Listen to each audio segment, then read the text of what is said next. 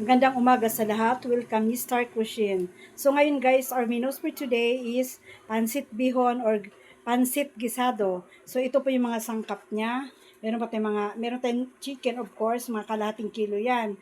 Kikiam, nasa sa inyo yan, kikiam o squid ball. Sa inyo po yan, kung ano, optional po yan, kung maglagay kayo o hindi. Din meron tayong gulay, dinor cubes, at saka paminta. So, umpisahan na po natin. Ibuhos po natin ang ating mantika. Then ilagay po natin ang ating bawang. Bawang po siya guys una. And of course, isunod po natin ang ating sibuyas.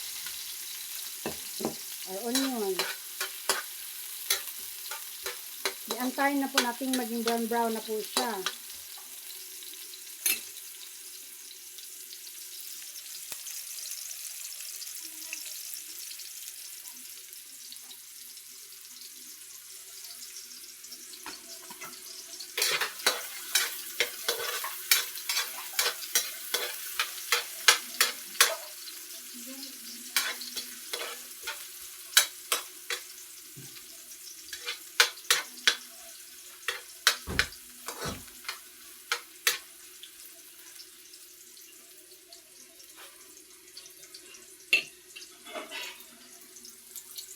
Nung hawakan mo nga muna ito, nung ito lang nung kay buhos ko yung manok.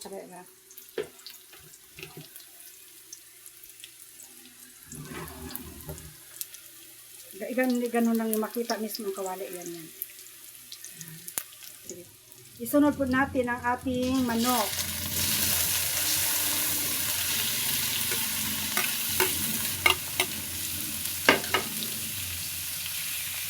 Halo-haloin lang po natin mamaya hanggang sa maluto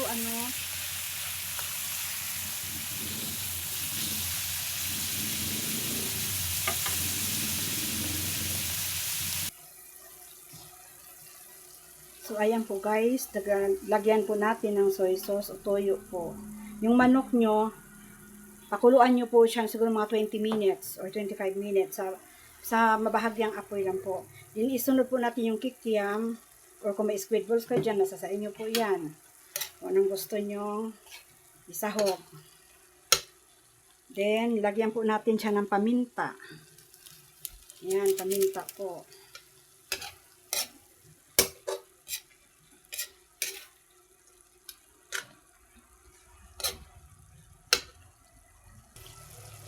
Lagyan po natin ng konting tubig para ito ay maluto.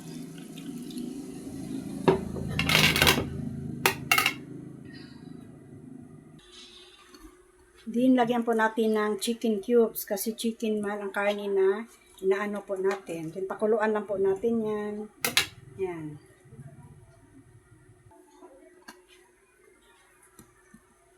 Ito siya guys, ilagay na po natin ang ating gulay.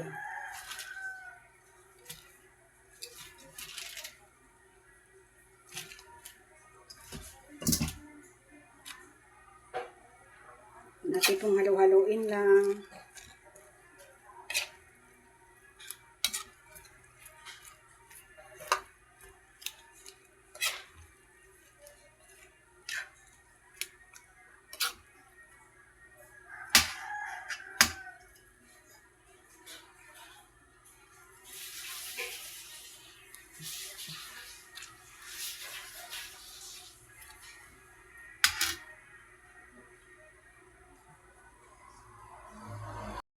Ayan po, pakulang po natin ang ating bihon.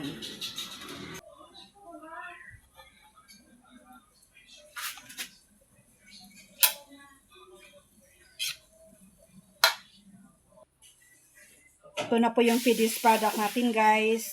Pansit bihon na gisado. Yan na po. Thank you for watching.